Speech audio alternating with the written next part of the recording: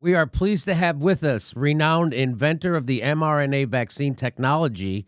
As a researcher at the Salk Institute, he pioneered in vitro RNA transfection technology. He subsequently pioneered many new innovations in the fields of RNA vaccination and immunization. We welcome his expertise. He is Dr. Robert Malone. Thank you for being on the show.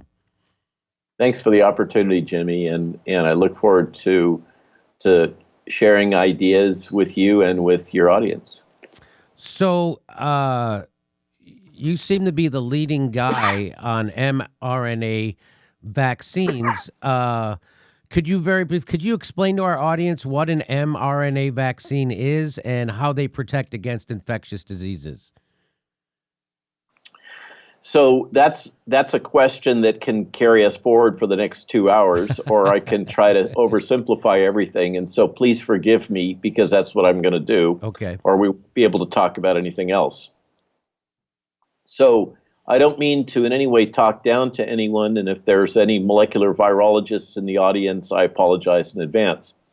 Um, the the core idea here and insight is that methods developed for gene therapy purposes for correcting genetic errors, defects, can also be applied to generating immune response.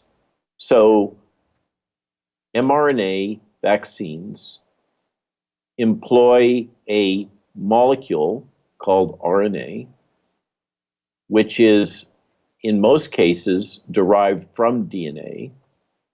In the case of the virus itself, SARS-CoV-2, that's an RNA virus. That's how it carries its genetic information. It can be done either way, with DNA or with RNA in different viruses. But for this virus, it uses mRNA, it uses RNA. People are confused about the M part of the RNA. That's nothing to be afraid of. There are different types of RNA in cells.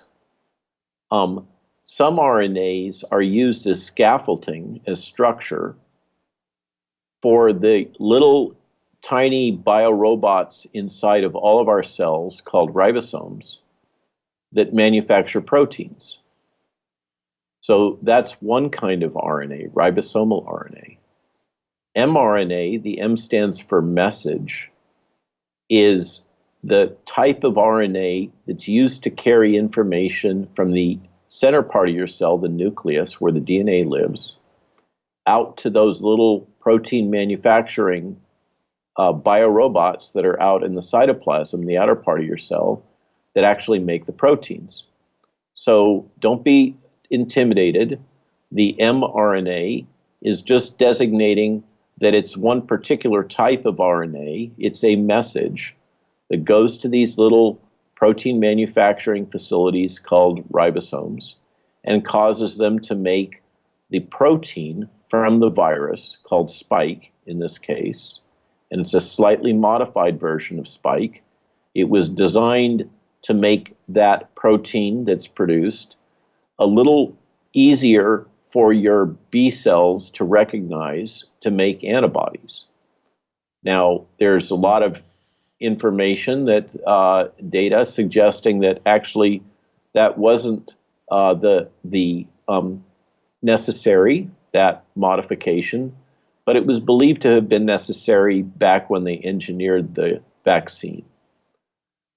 The spike protein that's produced is largely the same as the spike protein produced from the virus. And we do know that the spike produced from the virus has certain types of toxicities. The people that did the engineering were not aware of those toxicities and problems at the time they did it.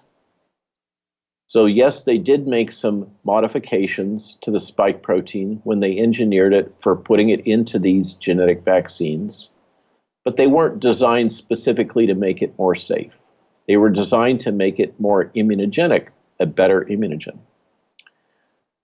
Now, the important thing to understand about all this, I think, for all of us, is there are no perfect vaccines, just like there are no perfect drugs. Just like if I, with my table saw or a drill or anything else, if I use it wrong, inappropriately, without caution, I can cut off my finger or do damage. Likewise, drugs and vaccines have to be used intelligently and cautiously, and we have to understand the risks so that we can avoid them when it makes sense. And so there's much discussion and consternation about the fact that we don't fully understand the risks of these experimental products. And I think that there's merit to that.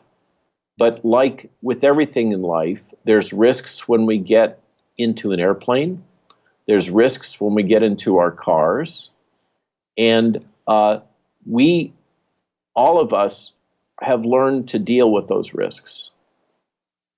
What we think about, what we do, is we say, oh, when I get into my car and I need to go to the shopping center, is it a good idea to travel 65 in a 35-mile-an-hour zone? No, probably not. There's a good chance you're going to get a car wreck. So we all the time make decisions about what we do and how we do it based on an understanding of risks. The same is true with medicines, and the same is true for physicians. What's important for us to understand is because we're going to take risks, we need to understand those risks, and we need to have the information necessary for us to make an informed decision about whether or not we wish to take those risks. And that's kind of the core of my position here, is let's use the vaccines intelligently, and let's make sure that we really understand the risks, and that you and your audience understand the risks, because it's your body, and you have the right to accept or reject a medical treatment. I believe that is a fundamental right. So as long as as long as you left it there, let me just go ahead and I'm going to jump ahead and just ask you a question. What are the bioethics of the current campaign to get the vaccine in everyone's arm? Personally, I find this public position confusing. It's not consistent with my training and my understanding of the proper practice of medicine and the proper practice of regulatory oversight. These vaccines are known. The government acknowledges that there are risks associated with these vaccines. This was not the case 6 to 9 months ago. So now they've taken the position, they acknowledge there are risks, and the risks that they formally acknowledge in the licensure package for the BioNTech product are incomplete. There are known in the literature numerous other risks, and the FDA in that licensure package acknowledges that there are other risks that remain uncharacterized, risks such as birth defects, the extent of which the cardiac risks manifest, etc. In addition, there are many other risks such as reactivation of latent viruses.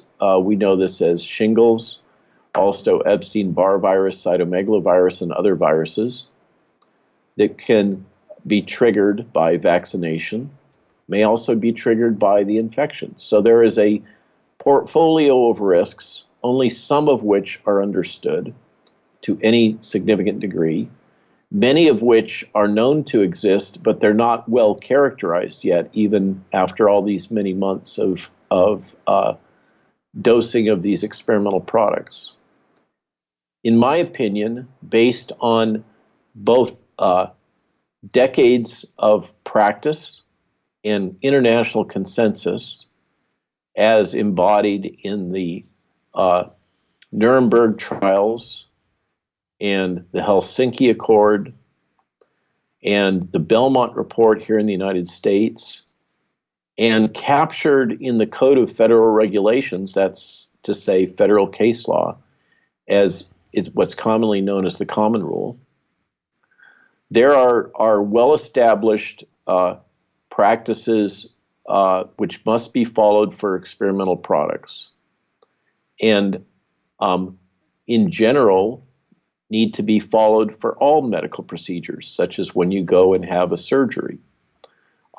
You look like you're about in the same age bracket, more or less, as I am, and you may have experienced a colonoscopy or other practices, and you'll if so, you'll recall when you had those that the surgeon came in and described, or whoever was going to perform the procedure, described the risks, and asked you if you willingly accepted those risks.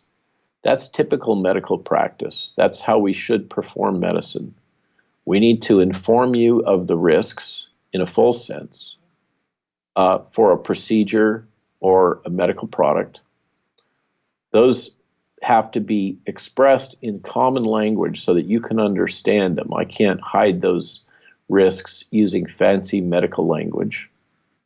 And you have to willingly accept those risks, whether it's an experimental product or a therapeutic or product that has already been approved. So, three key things: full and complete disclosure of risks, as best as they're known at that time. The risks have to be communicated to you in language that you can understand. And you have the right and obligation to willingly accept those risks. In my opinion, the rights of the collective do not outweigh the rights of the individual. And that is explicitly true with medical practice. Now, there are those in the New York Times, the Washington Post, and others where you've seen op-eds. And for instance, Atlantic Monthly, my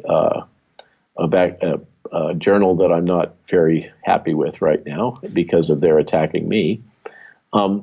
But you've seen these articles in the headlines of the Toronto Star, basically saying that it's acceptable to withhold medical care from those who have not taken vaccine.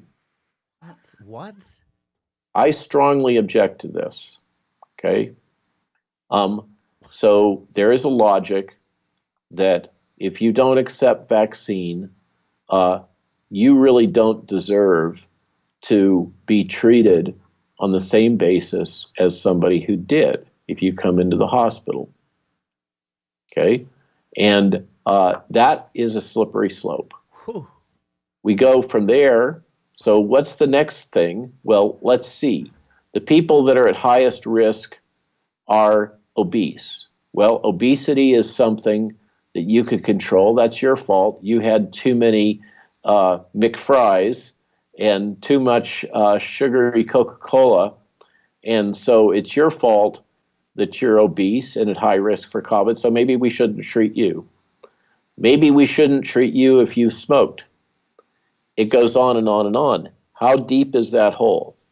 I strongly object to that kind of logic, but it's being promoted both across the United States in high-profile, papers of record, and in Canada, across Canada, like the Toronto Star.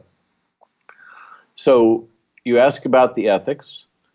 I strongly object to mandatory vaccination for multiple reasons. I believe it's not ethical, and it's also not good medical practice from the standpoint of a virologist and vaccinologist. What we're doing by excessively using vaccine inappropriately for people who don't really need it is that we're driving the virus to be able to escape through evolutionary selection the benefits of the vaccine. Now, we all understand how this works intuitively because most of us are aware that the agricultural practice in feedlots and other places of medicating or chicken houses of medicating poultry and livestock indiscriminately with antibiotics leads to antibiotic-resistant superbugs Right. that then turn around and attack us, okay? It's the same basic logic. Overuse of vaccines will drive the development of viruses that are able to evade vaccination. Now, who cares? Because we know that natural infection provides broader, longer lasting, and up to 20-fold more effective immune response in terms of preventing reinfection than vaccine does.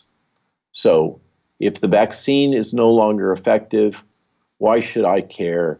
Because I'll just get natural infection and that'll be better in the end anyhow.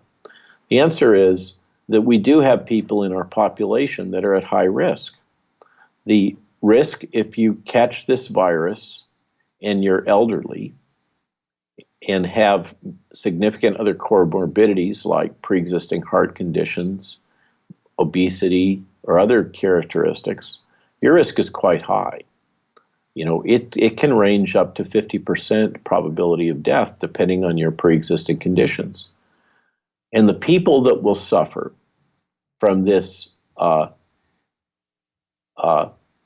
naive, inappropriate policy of global universal forced vaccination when the potent virus escape mutants develop is going to be those people that are at high risk, the people that most need vaccine.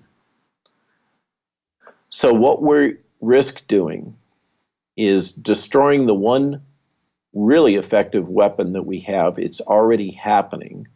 The effectiveness of the vaccine is dropping quite rapidly because of the evolution of the virus to escape it. This is one of the lessons coming out of Israel and the UK, is that high levels of vaccination are associated with escape mutants. Those escape mutants are able to infect even the vaccinated. The vaccinated do shed virus and replicate virus at levels at least that of those that are unvaccinated and maybe higher. They still do get disease, although maybe less disease.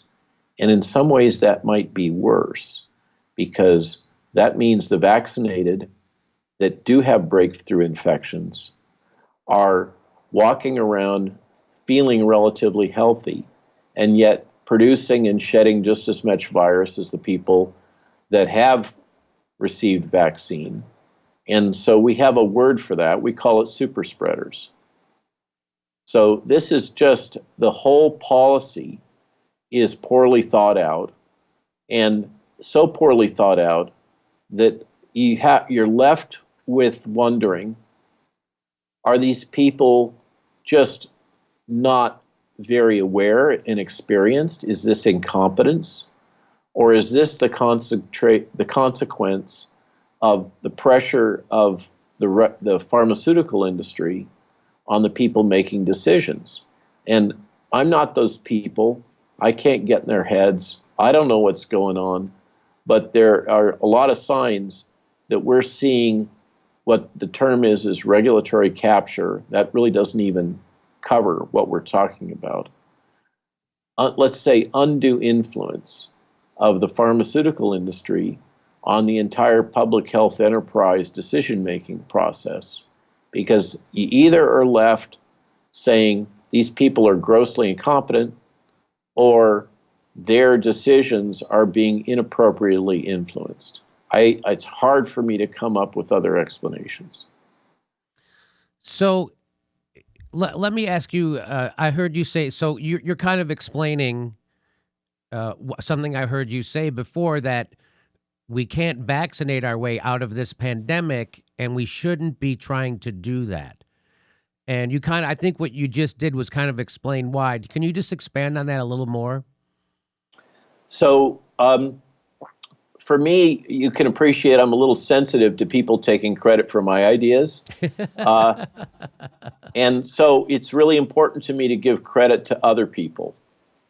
It's, like I say, I've been sensitized to this. So in my case, there are many other physicians and scientists, and most notably Gert van den Bosch, who I used to work with at Solvay, have pointed out that and really championed the logic and taken the hits in the press and Wikipedia and everywhere else for having done so, making the point that in a outbreak, when there is very active spread of high levels of virus, you cannot vaccinate your way out of the risk of that virus during an active outbreak with an imperfect, leaky vaccine. And that's what we have. We have a vaccine that currently, various estimates coming from Israel and other places, suggest that its ability to prevent infection is something in the range of 40 to 60%. So let's just take the middle point there. That means that if you go kiss your spouse and she's got an active virus infection, in general, your probability of being protected in that case, where you've been exposed to a goodly amount of virus, is about half. So half of you that have that experience may be protected if you've taken vaccine, the other half won't. And if you do get infected, the virus will replicate at least, if not higher levels of replication in your body than if you weren't vaccinated. And you will be producing the same or higher levels of virus in your nose, in your mouth, in the places where you can shed it and potentially infect other people, the same levels or higher than somebody who had been previously vaccinated.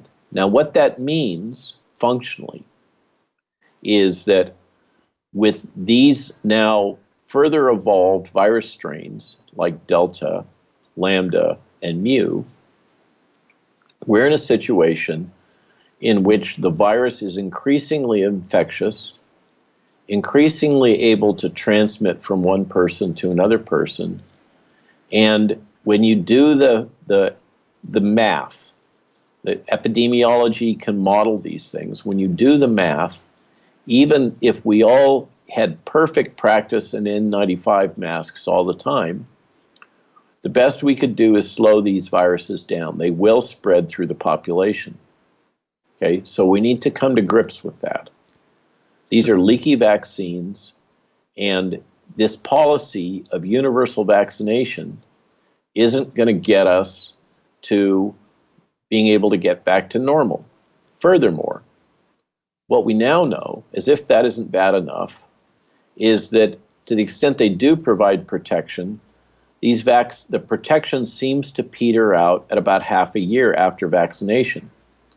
So then we're in a position where, well, maybe we can revaccinate. And we've heard the Biden administration talking about taking the jab again, so a third jab. The problem with that is that they made those decisions without actually having any data to support that.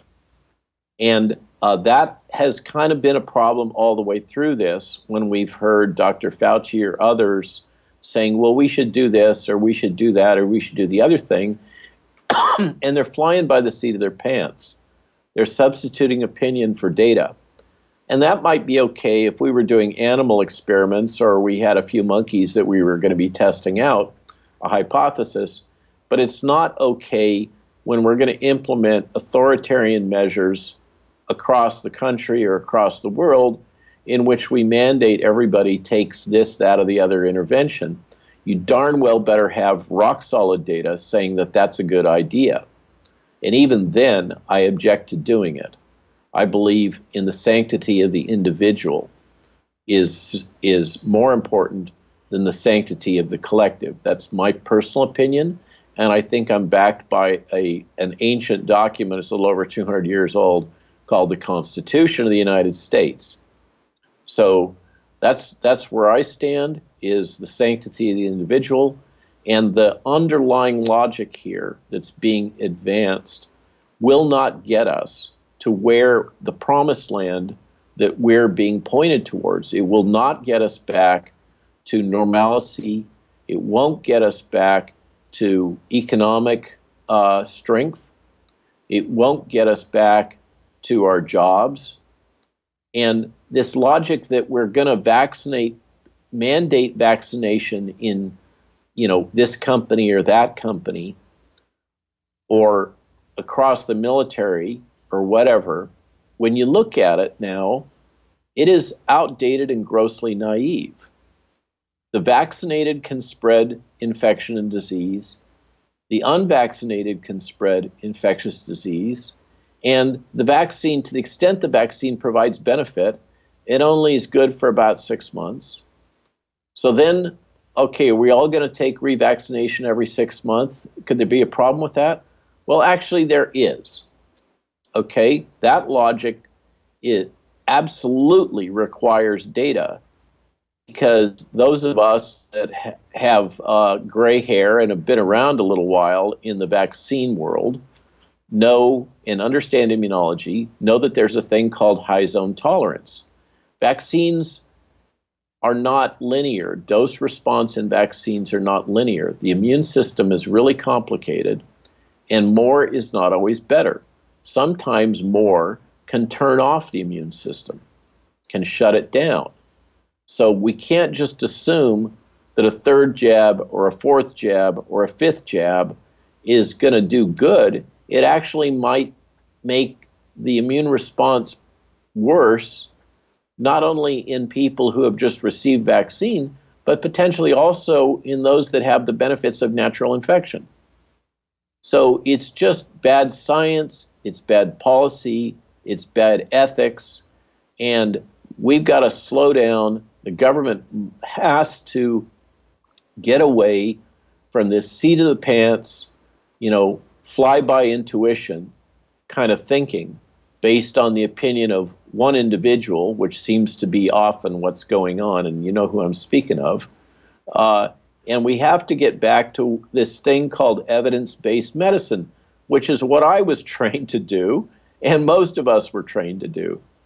The other thing we got to get back to, in my opinion, is stopping this bureaucrats or Tony Fauci dictating to physicians how they should practice medicine. Allow physicians to practice medicine, to practice their art, for good heavens. There are drugs that many physicians, and there is significant data supporting this, believe can keep people out of the hospital. Now, for some reason, and you and I have theories about what that might be, having to do with conflicts of interest and the financial interests of the pharmaceutical industry. For some reason, the government is adamantly opposed to early treatment. I don't get it. It's bad medicine. It's bad policy. When have we ever had a situation where patients go to the emergency room, they go to the hospital, they go to their physicians, they say, "I'm having trouble breathing, doc." Somebody tests their blood oxygen and says, "Well, it's low, but it's not low enough. Go back home and come back when you're really sick." When have we ever had this? This is insanity. And it's totally antithetical to good medical practice. And now we're having a position where, appointed bureaucrats in state medical boards and the American Medical Association in Chicago, which is largely a bunch of lobbyists, sit around and say, "Oh no, thou shalt not do this," or "thou shalt not do that," based on what appears to be lobbying and influence of the pharmaceutical industry. It is killing Americans. It is killing people worldwide. And how do we know that? Okay, we're always told we have the best medical system in the world, right? Well, we certainly have the most expensive. That is for sure. And if you run the graph and look at outcomes from COVID and you compare them by nation in terms of death and mortality incidence per case, what you see in those curves is that just about everybody is beating the pants off of us, including the poor countries that are using things like ivermectin and hydroxychloroquine. So something's not right here. We're spending tons of money.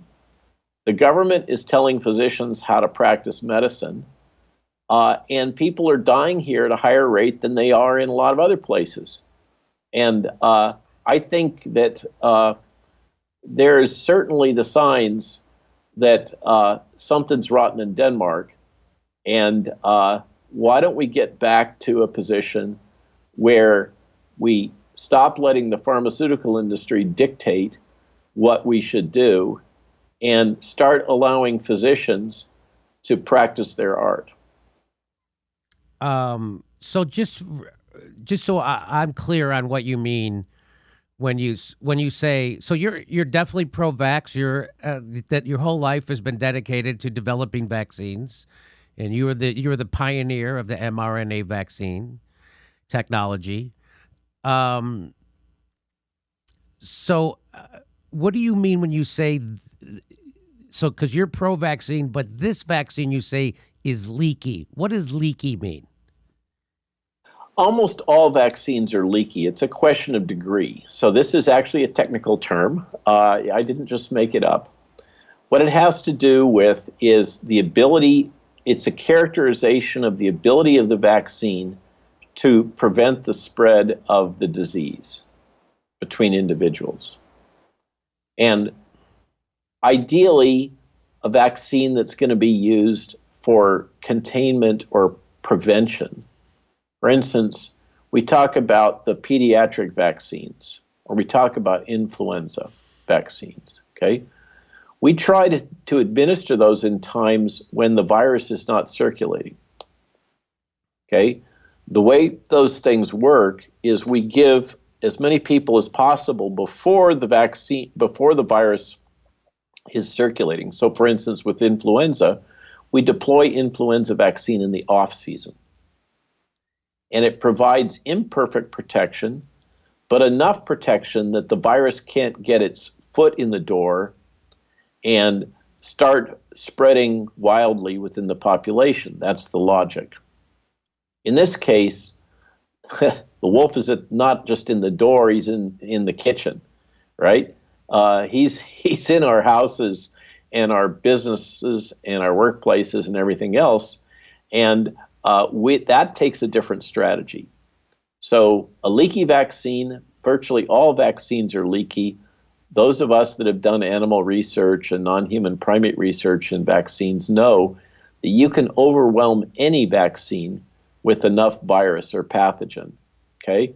So no vaccine is perfect, but this one is particularly imperfect in that the protection against disease is modest.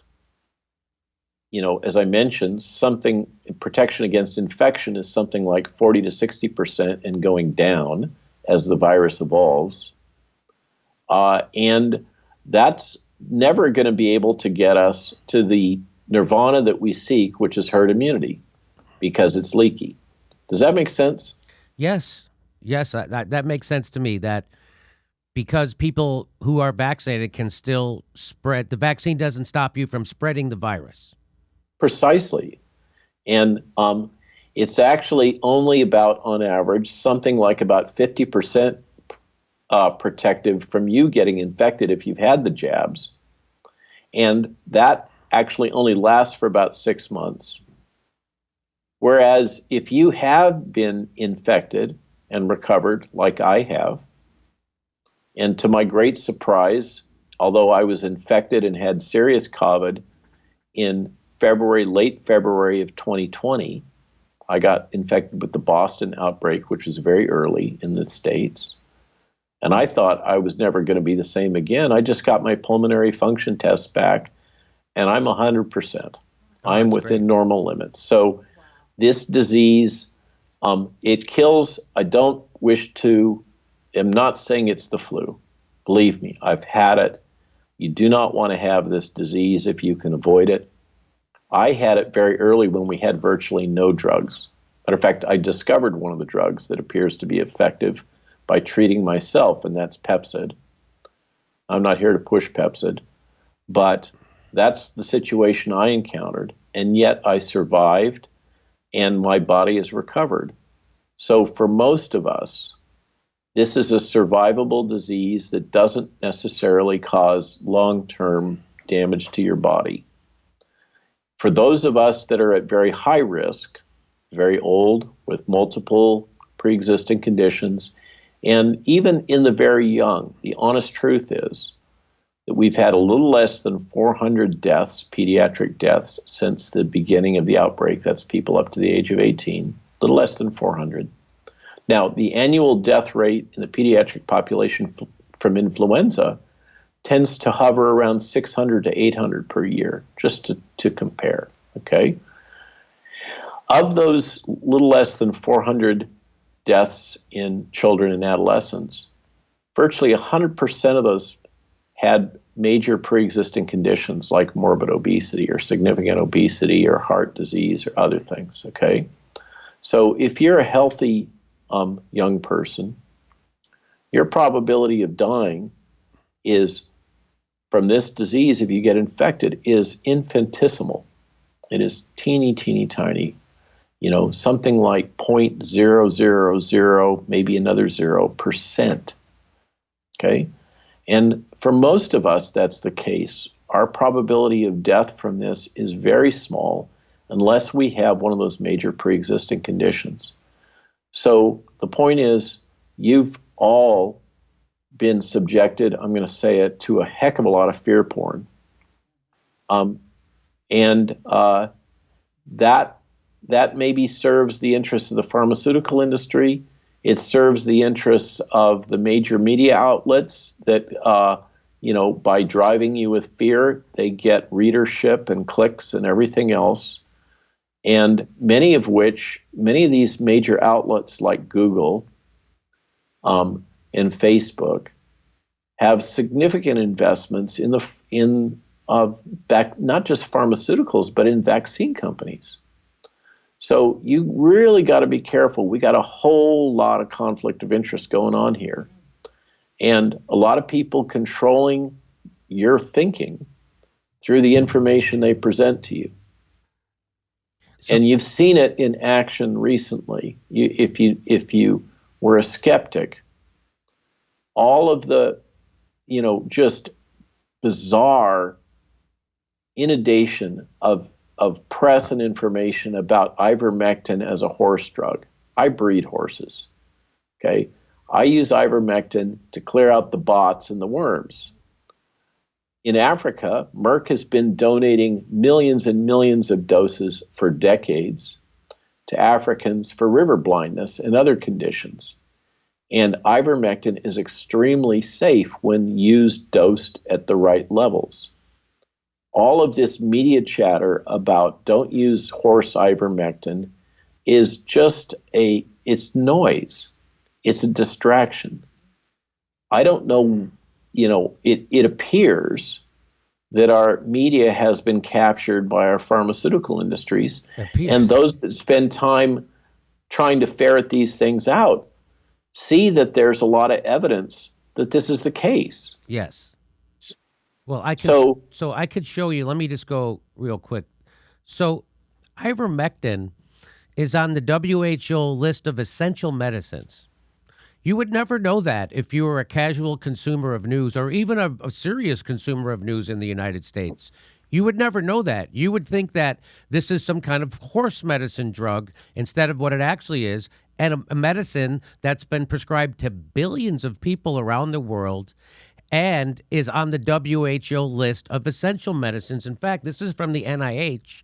The NIH says it has had a measurable beneficial impact in improving the lives and welfare of billions of people throughout the world. That's from the NIH. They're talking about ivermectin, and it has immeasurably beneficial impact in improving the lives and welfare of billions of people throughout the world. Again, that's from the NIH. And this is from the NIH. The NIH is saying that they're not saying that COVID doesn't work. They're not saying that ivermectin does or doesn't work. They're saying that there's insufficient evidence for either for or against the use of ivermectin for the treatment of COVID. So what they're recommending is that well-conducted clinical trials need to be taken care of so they can provide more specific evidence for the guidance. And why do they say this? The rationale for them saying we need studies is because it's been shown that ivermectin has been shown to inhibit the replication of SARS-CoV-2 in cell cultures. So now the NIH, CDC is now recommending that doctors prescribe this in controlled trials. One of those trials I'm in. I'm in one of those controlled trials that is being submitted for. I'm a data point in the trial because I've got long hauler syndrome, and so that's what. So this isn't. So that's right from the NIH. NIH says ivermectin shown to inhibit the replication of SARS-CoV-2 in cell cultures, and they recommend that doctors start giving it to people for studies. So it's the exact opposite of what you're hearing in the mainstream news media, and a lot of us suspect it's because of the undue influence of pharma. In fact, the people who invented ivermectin won the Nobel Prize for Science. So William C. Campbell and Satoshi Omura. Now, this guy's invented hundreds of pharmaceuticals. These people are the smartest guys and you would never know that, by the way. You would watching the news or listening to the news here. And by the way, this is from the Farmer's Journal. Everybody's saying that ivermectin is a farm medicine. Well, here's what the Farmer's Journal says. The compound ivermectin was developed into effective treatments against parasitic diseases that affect humans, particularly among the world's poorest populations. It radically lowered the incidence of river blindness and lymphatic filariasis. I don't even know how to say that word, as well as thank you, as well as showing efficacy against an expanding number of other parasitic diseases. So even the Farmer's Journal knows that ivermectin is unbelievably useful in treating many parasitic diseases. And here's Matt Taibbi said earlier in June, ivermectin, can a drug be right-wing? A potential COVID-19 treatment has become hostage to a larger global fight between populists and anti-populists. So the people, not only is the regulatory capture happening because of Big Pharma, but the journalistic capture is happening. And here, for instance, here's a typical news hack from The Intercept. His name is Ken Klippenstein, and we've outed him before on the show. And his stance is that vaccines should not be voluntary. He thinks that everybody should. That's his position. And so I tweeted out this from the NIH. I tweeted this out from the NIH. This is right from the NIH. I didn't make it up. It's issue 1, January 1st, 2021. It says the use of ivermectin is associated with lower mortality in hospital patients with coronavirus disease 2019, the ivermectin in COVID-19 study. And I without comment, I tweeted out the study from the NIH. That's what I did. Here's what Ken Klippenstein from The Intercept said. Jimmy Dore is a horse dewormer med guy now.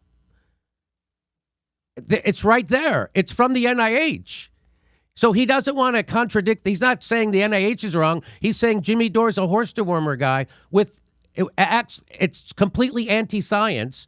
So someone said, can he link to a medical study? If you want to argue the quality and accuracy of that research, that's one thing. But to blithely dismiss Jimmy Dore as a horse dewormer med guy when the drug exists in form safe for human use under medical supervision ain't it. Didn't matter. This tweet where he called me a dewormer guy got like 12,000 likes. It was very popular on Twitter. Nobody bothered to look that I was tweeting out without comment the study from the NIH. It wasn't from the National Enquirer. It wasn't my opinion, and I tweeted it out without opinion or comment. I just tweeted out an article from the NIH, and that's how strong the propaganda is. That's the stranglehold that the Big Pharma has on the establishment media. And that's a billionaire-funded pro-censorship intercept. And there they are trying to squelch actual scientific information from the NIH, and they're doing it in the most anti-science way possible. It's despicable what Ken Klippenstein did. He's intentionally misleading people, and the people that are following him are so intellectually lazy, they won't even bother to click on the study that he's commenting on to see that it's from the NIH. It's not made up. And it's science. So people don't mind being anti-science to pretend to dunk on someone who for being anti-science. It's the most bizarre thing I've ever seen. I'll show you a little bit more. And I tweeted out, I said, I don't know what's going on here, but I tweeted out an article of 18 studies from the NIH, not my opinion, about ivermectin. People being anti-science to dunk on me is a very weird trend.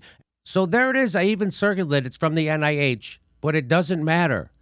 It doesn't matter because what that guy's doing is spreading propaganda. And if you're spreading propaganda at the behest of the establishment, if you're lying at the behest of the establishment, which is what he's doing, there's never a price to pay. There's never a price to pay, right? So there might be a price to pay for us for actually telling the truth today. And here's what Zaid Jilani said. He says, why is basically the entire media lying about what ivermectin is and calling it a horse drug? Now, thank God a lot of people like that tweet, so it gives me faith in humanity again, that some people on Twitter aren't complete herd mentality idiots. He said, owning people they dislike seems more important than the truth. And it got so bad. Here it is getting so bad that the Rolling Stone, this is a big story over the weekend, they printed a completely bogus false article about ivermectin and people in red states using it. It says gunshot victims left waiting as horse dewormer overdoses overwhelm Oklahoma hospitals, doctors say. That's from September 3rd. Now, that's completely made up. There's not one piece of that that's true. Not one person was being treated at the hospital for ivermectin. Nobody, gunshot victims were waiting. Nobody. Everything was operating as normal. Completely false story that Rolling Stone printed, and it got passed around the internet like crazy. This is the message from the hospital. The hospital says, so they based this on an interview this guy, Dr. Jason McLeod, did. They said he's not an employee of the NHS Sequoia, which is the hospital. He is affiliated with a medical staffing group that provides coverage for our emergency room. With that said, Dr. McLeod has not worked at our Salisville location in over 2 months.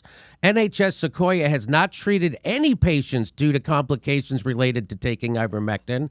This includes not treating any patients for ivermectin overdose.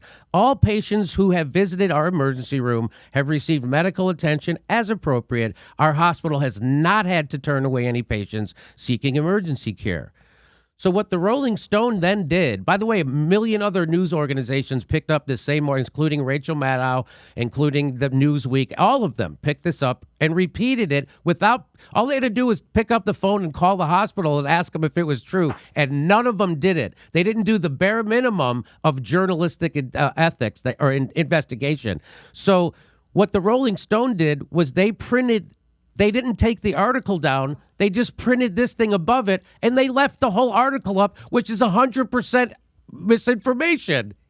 And by the way, they're not going to lose their Twitter page or their Facebook page. There's no note on this article on Twitter when you want to retweet it that says, "Are you sure you want to retweet this? This is maybe not. This is a conspiracy." So what Glenn Greenwald says is the only reason Rolling Stone is calling this an update as opposed to what it so plainly is, a retraction, is because liberal outlets know that their readers don't care at all if they publish fake news as long as it's done with the right political motives and goals. So what this story did was it was dunking on Oklahoma, red state, and it was dunking on dumb, what they consider to be Trump voters who take ivermectin, horse dewormer, to treat COVID. Oh, they're all so crazy. Well, again, that didn't happen. It's a completely made-up story. Why do you got to make up stories to scare people? Of course, it's going back to the fear porn we're talking about. Also, this gives people a false sense of superiority that they're all vaccinated and not taking that. And it gives people a false sense of superiority that they're better than someone else. That's what this is. I want to just really quickly show you how bad the establishment media covered this. We've got to talk about the Rolling Stone ivermectin story. Turns out the story about rural hospitals so flooded with it's completely invented, and a lot of people took the bait. Here's the Insider. They repeated it. It wasn't just the Rolling Stone. The Business Insider repeated it. Here's No Lie with Brian Tyler Cohen. Right? That's a big popular show. It's called No Lie. It's kind of ironic they would call it No Lie as he lies. People are backing up hospitals in Oklahoma by overdosing on her. That's not true. Again, this is a weird liberal dunk on a red state, and that's not really true. It's not true at all. Here, look who else did it. Executive producer of MSNBC. That's Laura Peikoff. Who else did it? The British tabloids. The Daily Mail did it. Also, look, The Hill, Newsweek. They look at it. There's Newsweek. Patients overdosing on ivermectin, clogging up. Not one of these places picked up a phone and called that hospital. There's the New York Daily News doing the exact same thing. Hospitals in Oklahoma are being overwhelmed with patients overdosing. That's not true. Completely made up. The Hill, completely made up stories. Doctors say that not. So you see, here's Ian Higgins. He's the worst one of the worst ones at this. I'll show you. Here's Ian Higgins. I don't really have a problem with people taking ivermectin if they want to, and he puts it in quotes, and it's links to the horse ivermectin instead of the human ivermectin. Again, pushing a lie as a journalist, which is the worst thing you could possibly do. And of course, he's informed. He knows what he's doing. He's lying. Everyone knows that ivermectin is on the WHO list of essential medicines, that it's been prescribed to billions of people, that they've used it in not only Mexico, but India. Now the head of the Doctors Association in Japan is recommending it for everybody who has COVID. And guys like Ian Higgins are confirmed liars and propagandists, and that's exactly what they're doing. Here is Rachel Maddow did the worst. So she tweeted it out. Patients over. She did the same thing. Now she's got millions of followers, and people think she's telling you the truth, and she's not. By the way, those tweets are never. None of them were flagged by Twitter. None of them were censored. None of them, when you went to retweet it, said it was. Oh, Joyanne Reed here. Joyanne Reed from MSNBC doing the exact same thing. Wherever there's fake news, there's Joyanne Reed. It should go without saying, but inventing a narrative out of thin air simply because it confirms your priors is not going to help rebuild trust in the media. It would have taken a single phone call to shoot down this story. Why didn't that happen? At the same time, people who purport to be concerned about misinformation and how it spreads on platforms like Twitter will surely be silent on this. Where's the gnashing of teeth from the disinformation reporters? Where are the Twitter content warnings? Where's the outrage? You won't hear any because this is the acceptable type of political lie. And none of these people or outlets will learn anything. They'll keep doing this because they care more about scoring cheap dunks on their opponents than getting to the truth. Again, there's COVID-19 from the NIH recommending ivermectin has been shown to inhibit the replication of SARS-CoV-2. So now we should do studies on it. And again, this show is not recommending ivermectin or any treatment. This is for educational purposes only, and we're showing you the misinformation around pharmaceuticals by the mainstream press, which is overwhelming propaganda. And there it is. It's on the list. So I just want to show you this. This guy very hilariously tweets out, "I can't believe people are taking horse medicine when they have a headache because this is aspirin for veterinary use. Oh my God, you're using an aspirin oh my God, there's penicillin for fish. Oh my God, I guess it's a fish medicine." So you get the point. And I want to bring back in Dr. Malone. So what do you make of all this propaganda, and why is it so hard to get the truth out about pharmaceuticals that are in the WHO list of essential medicines? It's hard to come up with any explanation. I mean, you've given one, which is the politics of the situation. Another is that the media, what we're referring to as mainstream, or I would call it legacy media, is owned by a total of 6 companies, which have structural cross-links and integration with the pharmaceutical industry. This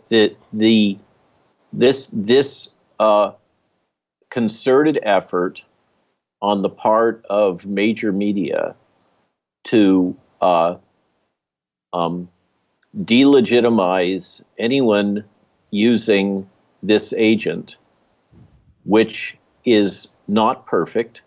It doesn't provide perfect protection or treatment of SARS-CoV-2 infection and COVID disease, but it's a heck of a lot better than doing nothing. And there are many papers and meta-analyses that suggest that it's something like 70 or 80% effective if administered early in disease in preventing hospitalization, serious disease, and death. And when administered at these doses that have been proven over decades, with, as you say, billions of doses administered, it is perfectly safe. So this is hard to reconcile. How do you have a situation in which a safe, off-patent, inexpensive drug, it costs like $1 a dose in Mexico, how do you reconcile that this drug that's being used in emerging economies all across the world to good effect is being trashed in US and Western media? The appearance is because these folks are bought and paid for, and they are acting in a concerted way to advance the financial interests of the pharmaceutical industry. It's hard for me to come up with any other explanation that makes any sense at all. Hopefully I have it. But by the way, do you see this? COVID-19 is not so spread in Africa. How does ivermectin affect it? Now, there's a theory that they provide that to people. They said COVID was going to be raging in Africa, and of course it never did.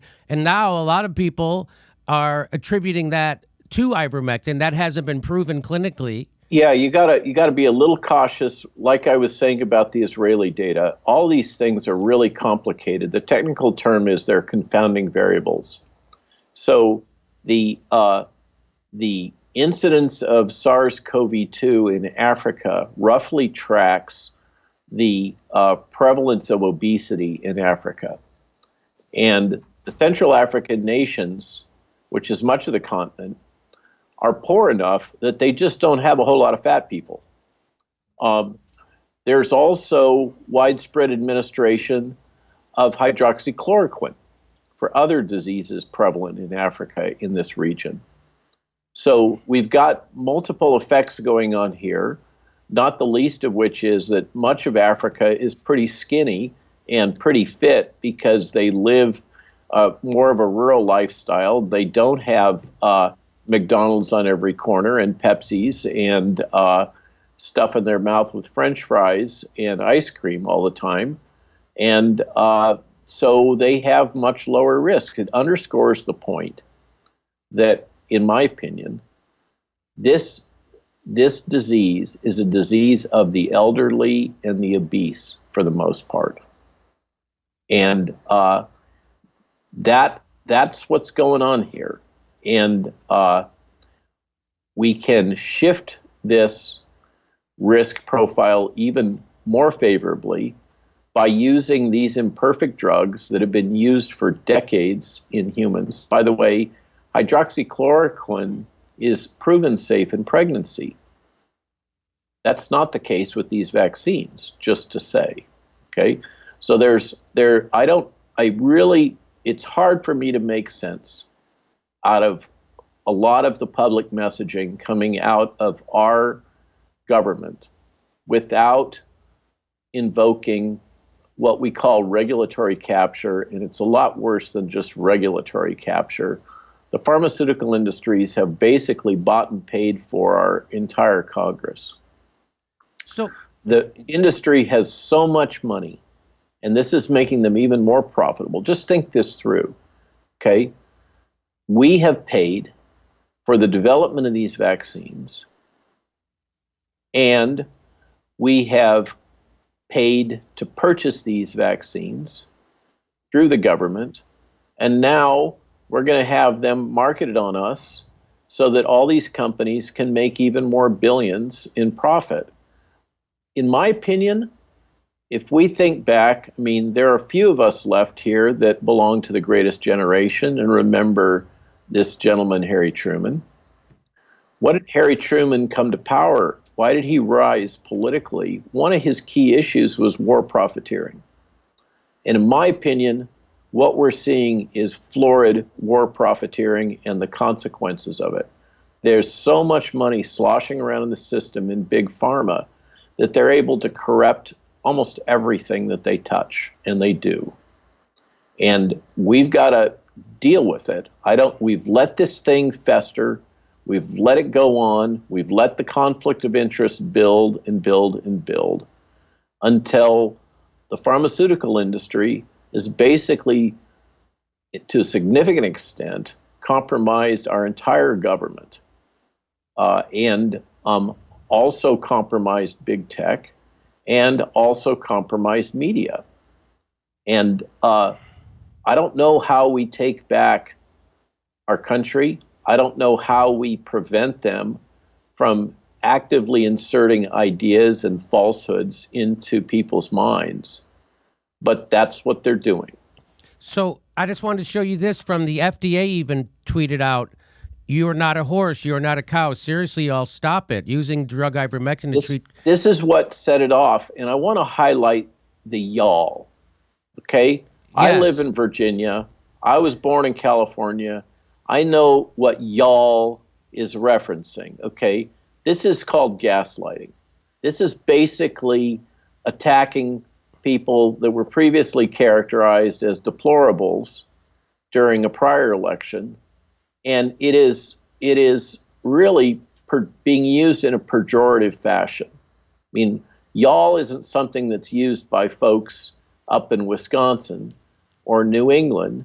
Y'all is a slang for attacking people that are characterized as stupid and incompetent and living in red states. And it's just absolutely inappropriate communication to be coming from our federal government, no matter what else you think, no matter what side of the fence you sit on.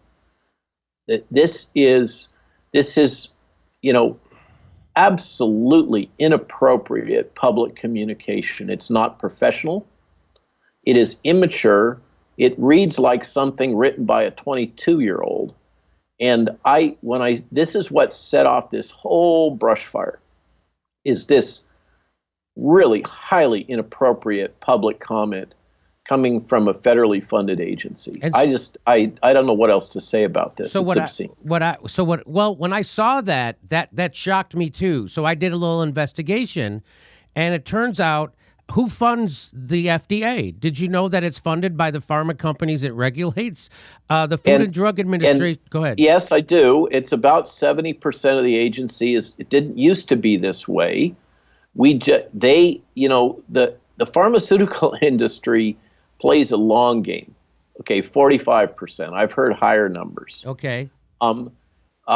So the pharmaceutical industry plays a long game, and they've gradually got their interests more and more and more embedded. And the justification for this change in policy was that, well, it's so expensive and we can't afford to really fund the FDA the way we should be funding it, and so we're going to do it by fees. And maybe your listeners understand the metaphor of the camel's nose. The way it goes is, once the camel's got his nose under the tent, pretty soon the whole camel is in the tent. And that is the case with the pharmaceutical industry. They have proven time and time again, if you give them an inch, they will take a mile. And they are constantly pushing, backed by enormous profits, which come directly out of your pocket. And I don't know what to say. They are now dictating how physicians shall practice medicine. This is, what other word for it? This is corruption. I mean, let's call it like it is. And so I also did a little digging. Pfizer expects to make $33.5 billion in vaccine revenue in 2021. That seems like a lot of money.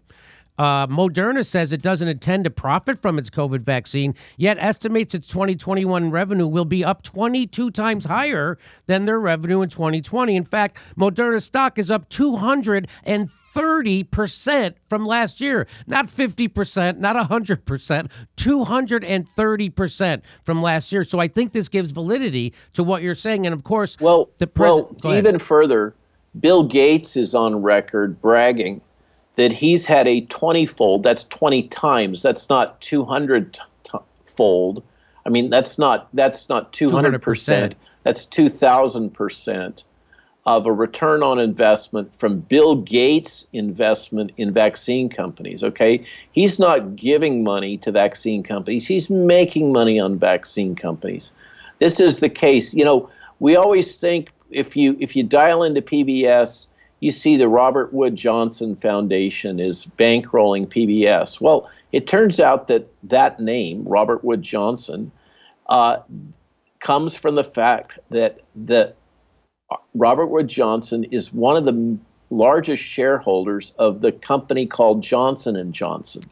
And it just so happens that Robert Wood Johnson is shoveling money into these fact checker ankle biters to try to defend and take down folks like you and me that are saying things they find uncomfortable. As you said, it doesn't matter if you retort and show that their, quote, fact checkers were wrong. They'll never say sorry. They'll never pull it down. It doesn't matter because their job is not to ascertain truth. Their job is to reinforce the dominant narrative that the vaccine companies and the pharmaceutical industry want. Now, you're pointing to an interesting character here. Throughout the emerging markets, there's growing skepticism about this whole vaccine strategy, vaccinate everybody strategy. They're the ones deploying these alternative therapies that are off patent. They can't afford to buy into the big pharma merry-go-round anyhow. And the irony is they're having better outcomes. They're having fewer people die. There is a price to pay in death and disease for allowing pharma to own our system. And we ignore it at our personal peril. Now, go ahead, please. So he also, this is the president of Mexico, and he was also warning against the influence of big pharma with this vaccine rollout. And of course, they rolled out ivermectin to everybody in Mexico. Of course, that doesn't get reported in the United States. We reported it here on this show.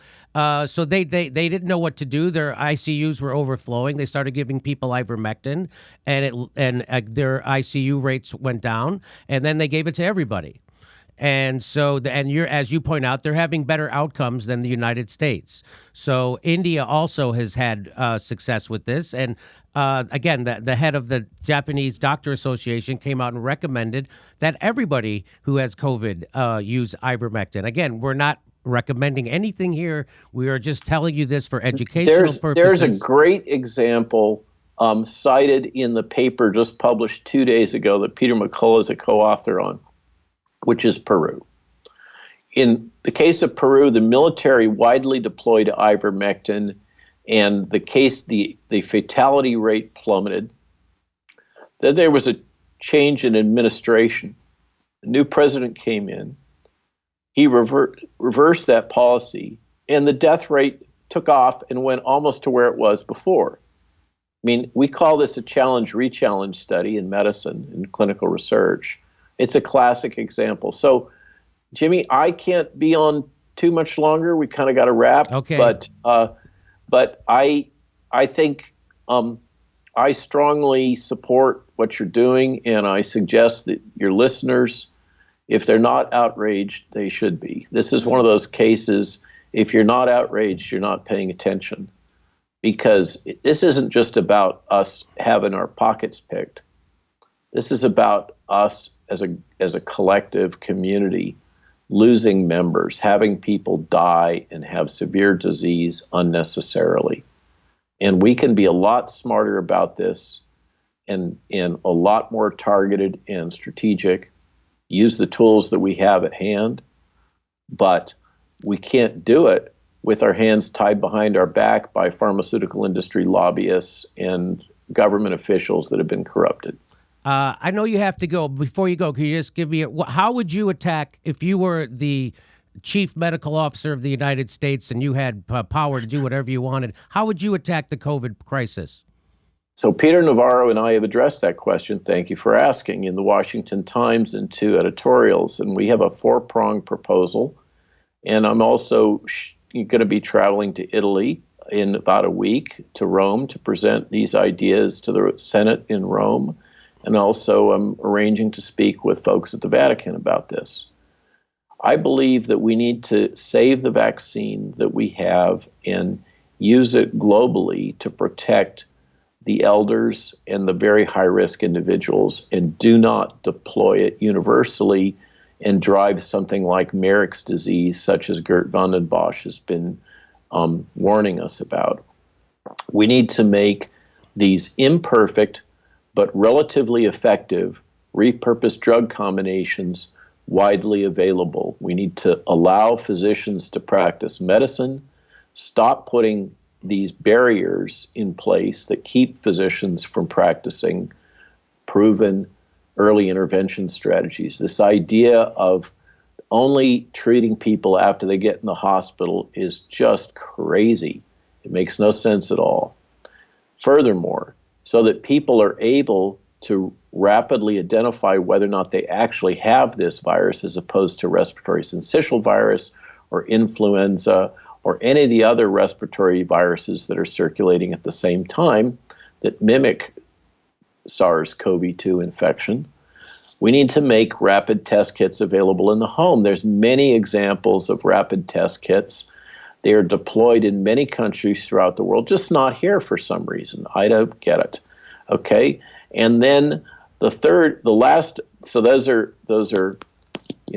vaccines for the people that really need it, not for everybody, because we're just generating mutant viruses that are going to overwhelm the vaccines. Number 2, early intervention with imperfect but quite effective drug combinations and make those available, allow physicians to practice medicine. Number 3, rapid test kits that will have many false positives. I'm trained as a pathologist. When you widely deploy tests for screening purposes, you always set them so that you have false positives. And then when they come in, you can confirm with more specific tests.